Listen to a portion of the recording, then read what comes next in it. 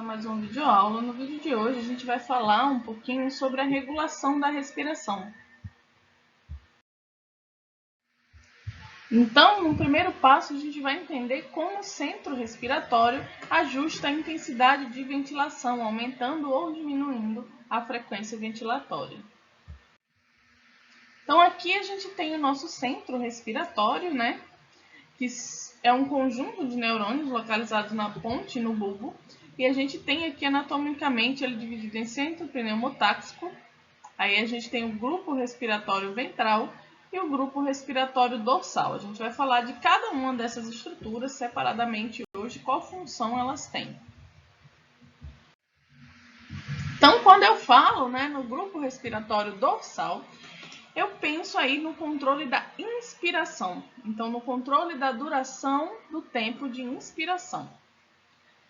Maior ativação do grupo respiratório dorsal faz com que haja maior tempo de inspiração, aumenta a inspiração. Já quando eu falo no grupo respiratório ventral, aí a gente tem que pensar em responsável pelo controle da expiração, pelo tempo de duração de cada expiração. O grupo respiratório ventral ele também participa de forma indireta no controle da inspiração, mas esse efeito é muito menor do que aquele que ele tem sobre a expiração e do que o efeito de controle do grupo respiratório dorsal sobre a inspiração. Então, a gente vai tratar dele aqui hoje como uma estrutura responsável majoritariamente pelo controle da expiração. Nós temos ainda o centro pneumotáxico, que ele vai controlar a frequência e a amplitude de cada respiração, de cada ciclo respiratório, Então, quanto vai durar aí, cada ciclo, cada inspiração, qual vai ser a frequência, qual vai ser a amplitude, de cada um desses ciclos inspiratórios. A gente vai ver como cada uma dessas partes do centro respiratório vão estar funcionando aí muitas vezes em conjunto. Então, aqui, começando pelo grupo respiratório dorsal, ele é situado no núcleo do trato solitário, que está representado aqui em azul, E ele recebe informações vindas dos nervos vago e glossofaríngeo. Então, aqui nós temos o exemplo do nervo vago em verde, penetrando aqui, chegando lá no nosso bulbo, nosso tronco encefálico, e o nervo vago e glossofaríngeo, eles vão ser ativados por quimiorreceptores periféricos, barorreceptores e receptores pulmonares e vão enviar essas informações lá para o grupo respiratório dorsal. O grupo respiratório dorsal vai integrar essas informações recebidas tanto do vago quanto do glossofaríngeo para, a partir daí, fazer a ativação e o controle da nossa inspiração. Então, o grupo respiratório dorsal, ele vai ser o responsável pelas descargas inspiratórias rítmicas. Então, vai acontecer uma ritmicidade na nossa inspiração. Quando a gente não está pensando em respiração, a gente respira de forma muito autônoma, Então, parte dessa autonomicidade da respiração, parte dessa autonomia, é porque a gente tem descargas inspiratórias rítmicas que fazem com que haja aí 5 ciclos de inspiração. Quem realiza essas descargas, essa ativação, é o grupo respiratório dorsal. Então, o ritmo básico da respiração, quando estamos em repouso, se deve a esse carinha aqui, grupo respiratório dorsal. Porém, pessoal, isso levou um tempo para ser descoberto e um dos experimentos feitos para que isso fosse descoberto foi justamente cortar aí, a ligação entre o nervo vago e o grupo respiratório dorsal, fazendo com que, os animais eles não tivessem aí mais essa ritmicidade da respiração. Esse experimento ele foi feito há muito tempo atrás, numa época em que questões éticas eram diferentes. A gente teve esse experimento sendo realizado em cachorros.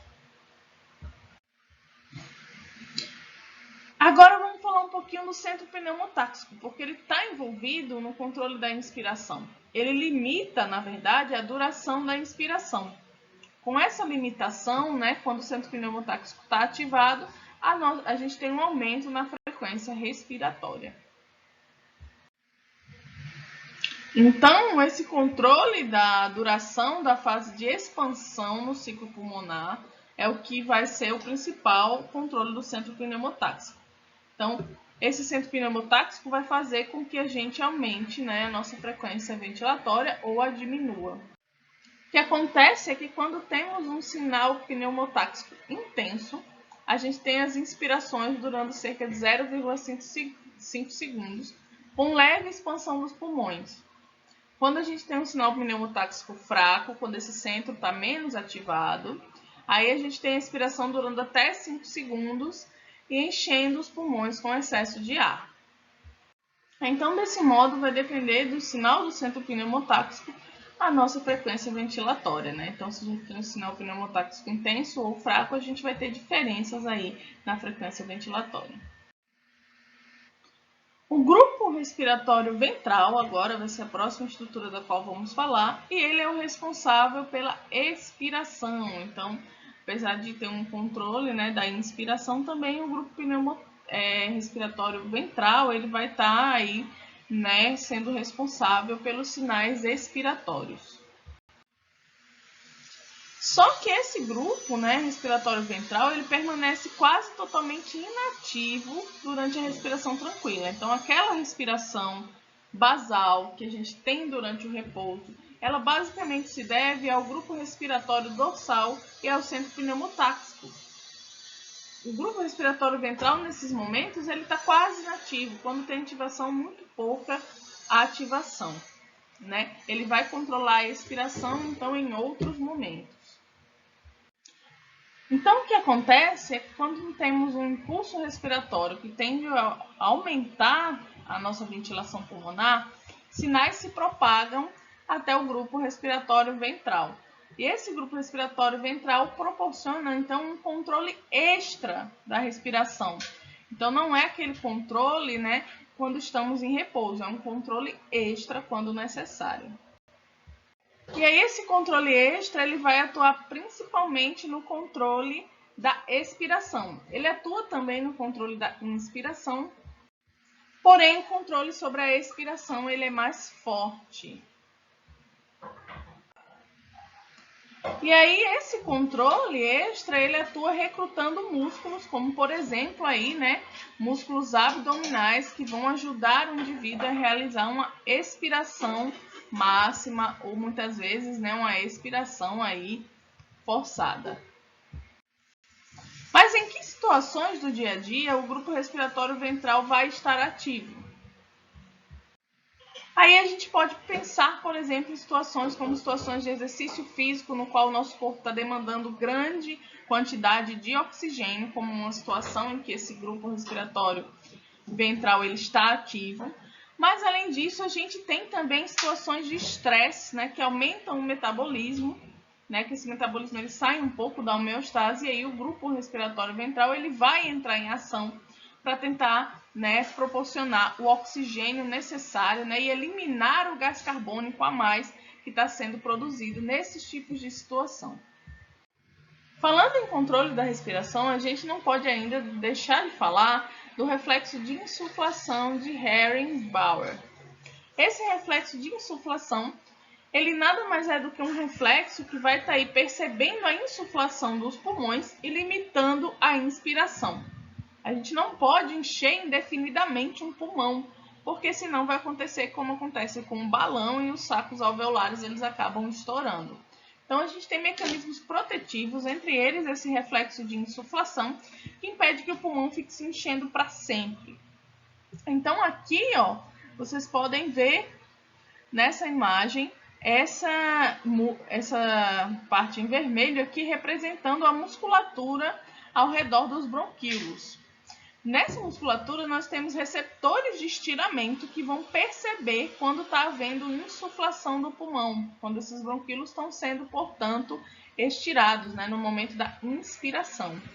E aí, eles vão enviar esse sinal, né, lá para o nosso sistema nervoso e aí vai retornar um reflexo para limitar essa expansão pulmonar, né, limitando a expansão aí, fazendo com que haja, portanto, a expiração. O reflexo de insuflação de Ehrenbauer, ele passa aí, né, por sinais do nervo vago. Então, esses sinais de insuflação, eles vão ser percebidos pelos receptores de estiramento e eles vão, através do nervo vago, chegar lá no nosso grupo respiratório dorsal. Assim, o reflexo de insuflação ele também está relacionado com a nossa frequência ventilatória e realiza aí a proteção contra essa insuflação excessiva, como eu falei anteriormente. Bom, pessoal, nessa segunda metade agora do vídeo, a gente vai passar a falar sobre o controle químico da respiração, que talvez seja um pouquinho mais intuitivo para nós do que um controle nervoso. E aí, a gente vai falar como as concentrações de oxigênio, de CO2 e de hidrogênio nos tecidos corporais afetam aí, mantém, né, uma diferença, né, na respiração. Então, o controle da respiração ele passa também pelo equilíbrio desses compostos químicos.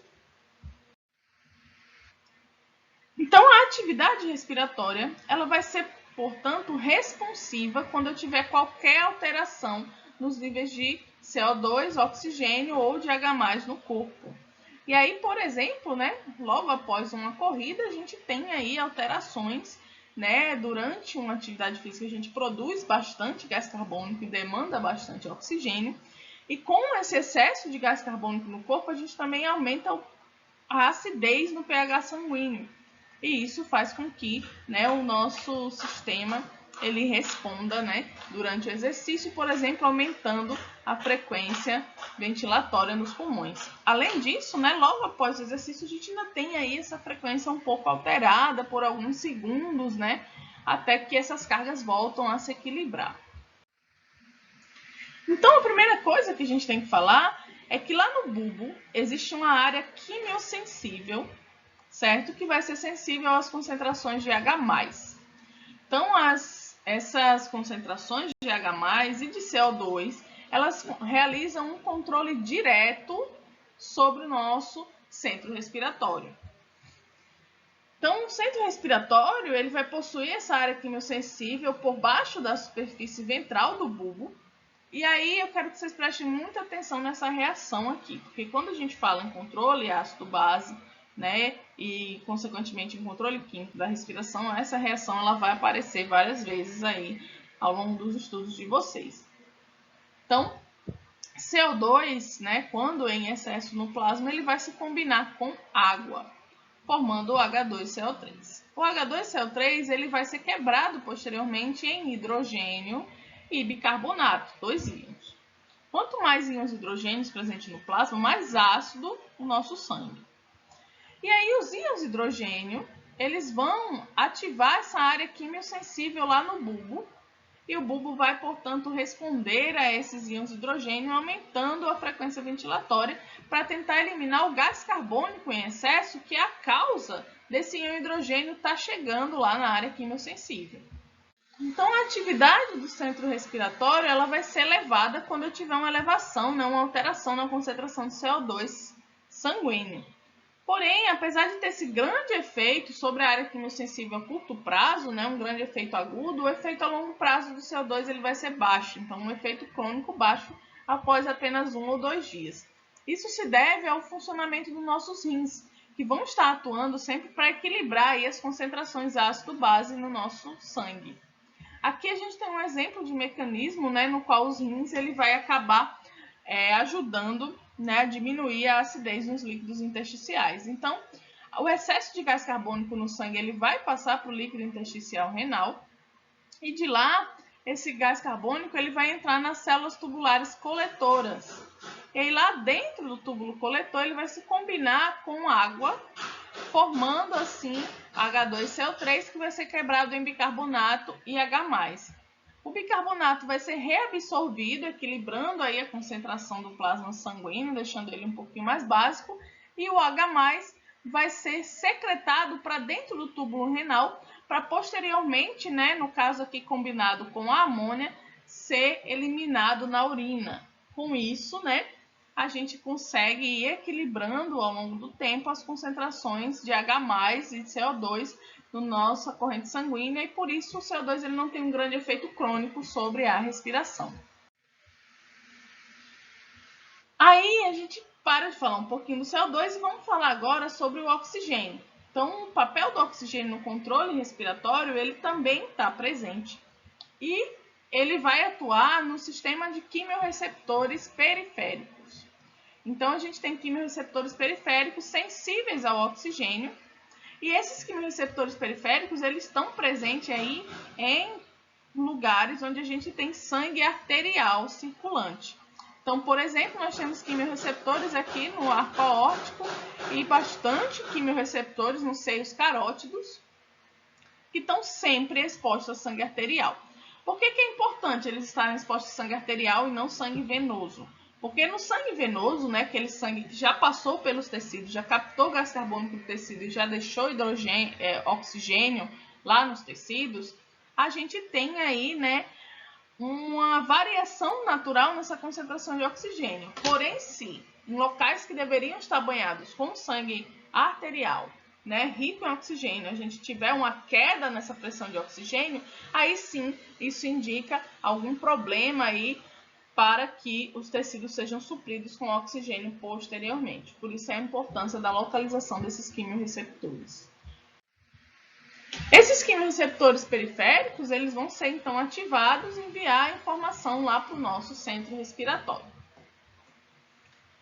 O CO2 e o H+, também vão estimular quimiorreceptores periféricos. Sendo assim, diferente do oxigênio, que atua apenas sobre quimiorreceptores periféricos, CO2 e H+, eles estimulam tanto o centro respiratório diretamente lá na área quimiosensível, através da concentração de H+, quanto eles estimulam os quimiorreceptores periféricos. Quando aumenta a concentração de CO2, né, e a concentração de H+, portanto, a gente tem uma estimulação forte sobre o centro respiratório, diretamente, lá na área quimiosensível. Porém, essa estimulação ela é mais rápida quando ela vai através de quimiorreceptores periféricos. Então, pensem assim, a circulação sanguínea está acontecendo, né, em diversas partes do corpo, e a gente está tendo um aumento da concentração de CO2 e, consequentemente, de H+, no sangue.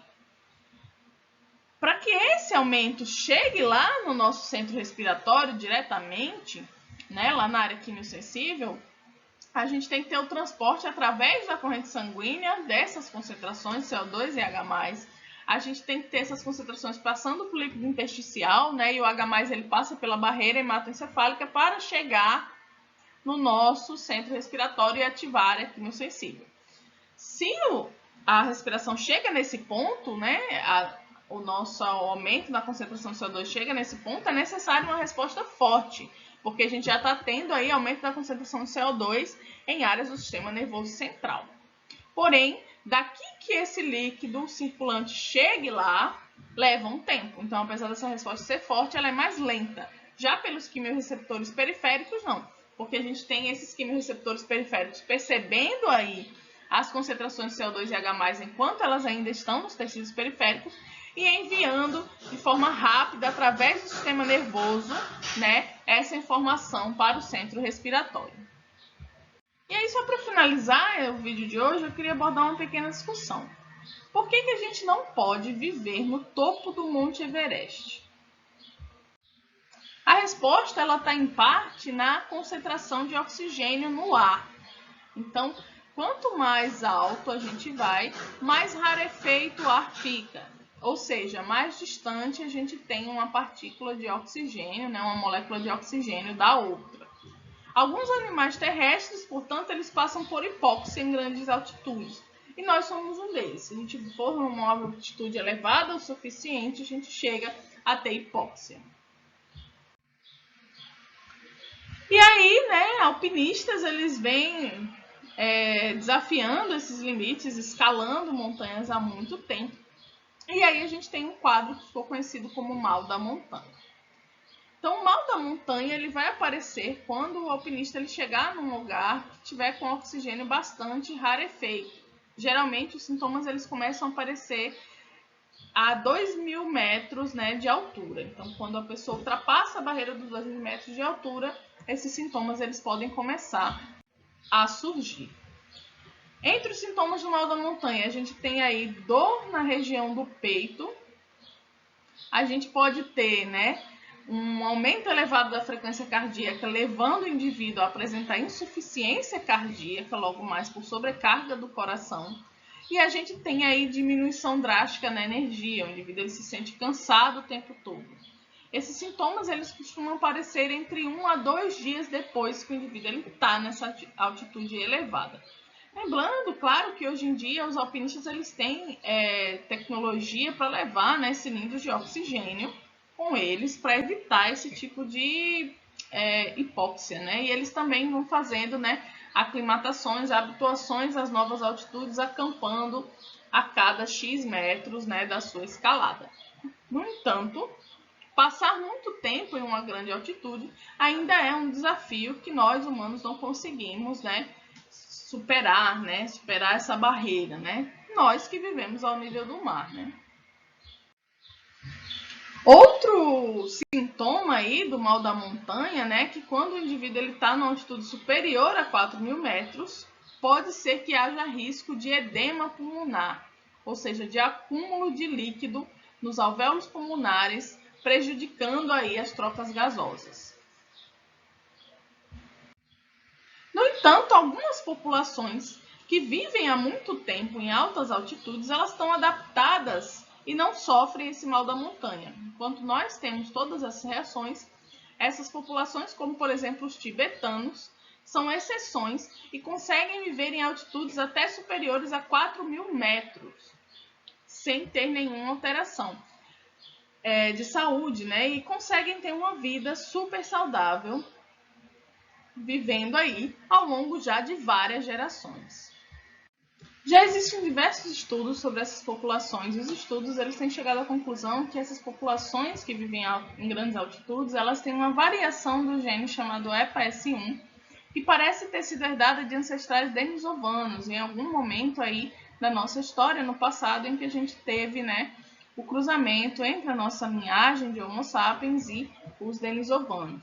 E esse gene, né, essas variações desse gene, elas estão ligadas aí a uma maior, né, adaptação a essas regiões em que outras populações teriam, né, a hipóxia.